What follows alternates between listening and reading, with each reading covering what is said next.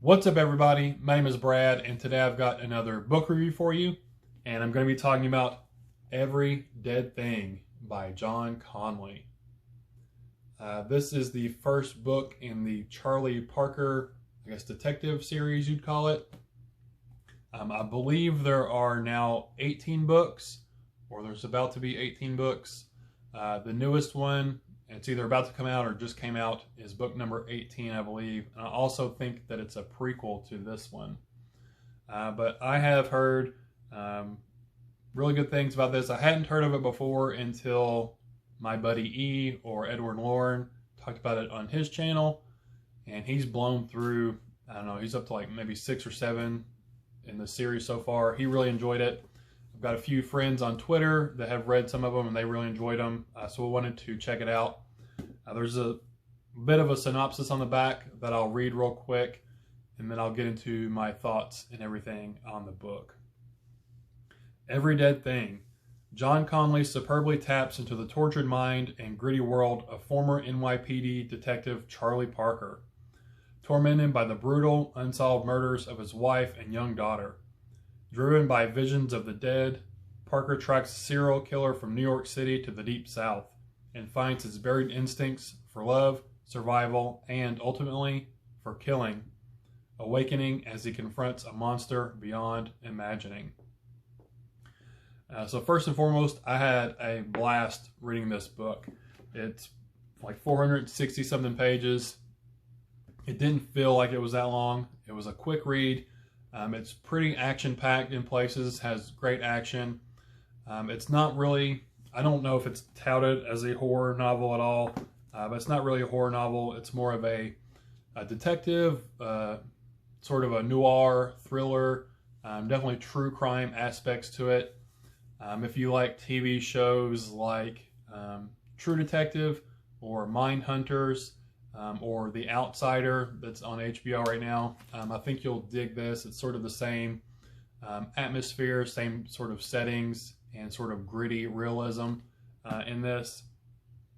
One thing I really liked about this is it has a lot of moving parts, lots of little plot threads, and that's something I haven't really come across in a book recently.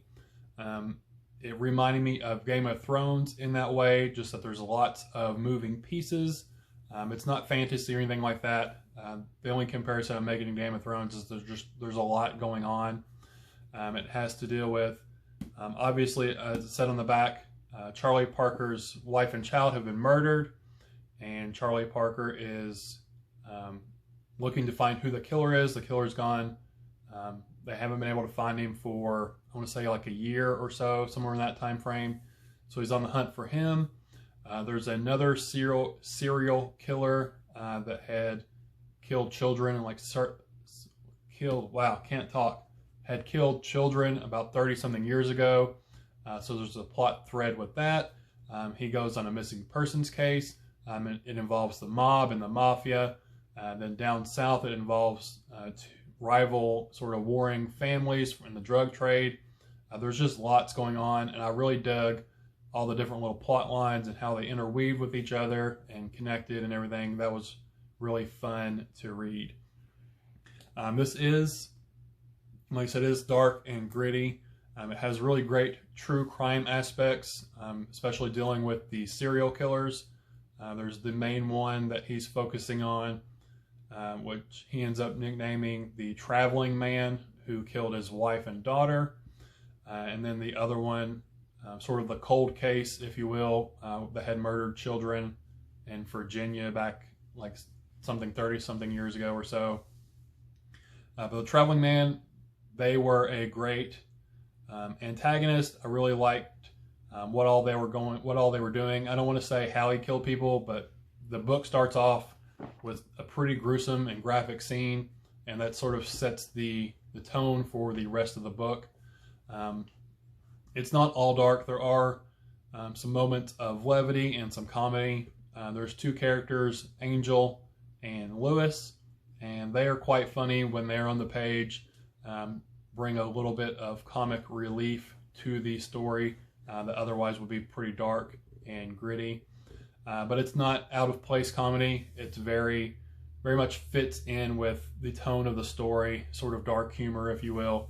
But they were fun characters. I like Charlie Parker. He is sort of your stereotypical detective with sort of a chip on his shoulder. Things have gone bad for him. He was an alcoholic at one point. So sort of some stereotypes. But John Connolly wrote them in a way that they didn't seem stale or stagnant. It seemed like a fresh take on those different stereotypes. And overall, like I said, it was just a fun read. It was a blast. The writing was well done. There's lots of action in it. At parts of the book, a lot of the sort of second half of the book takes place in New Orleans and the areas surrounding that. And I really like that setting, sort of in the swamps, in the bayous, the backwater places where the trees are overhanging and the Spanish moss is hanging down. It's just a very vibrant setting. I really like books that are set sort of along the Mississippi River down south, where it's hot and humid and sweltering, and there's alligators, and they're in the swamps and the bogs, and just really great setting.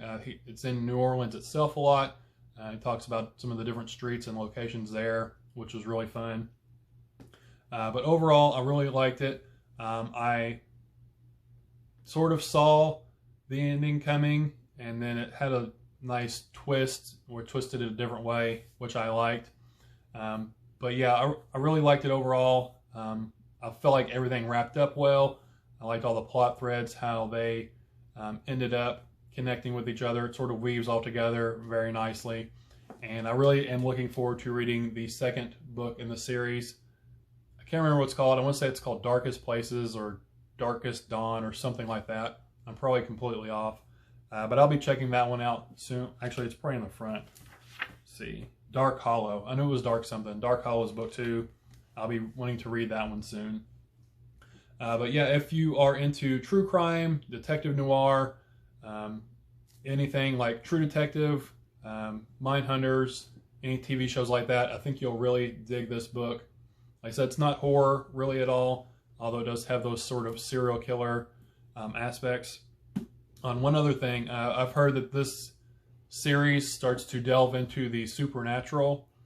There were maybe small, tiny hints of it in this book, just barely sort of touching the surface of it. So I'm looking forward to seeing those elements sort of progress if it gets more supernatural on further down the line in other books. But yeah, this was a fun, quick read. It was a blast. I had lots of fun with it. Keep saying the word fun. But it was a 5-star read for me. I really enjoyed it. You should definitely check this one out.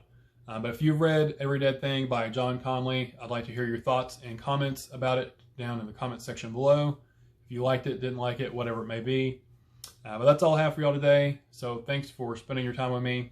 Again, my name is Brad, and I'll talk to y'all later. Bye.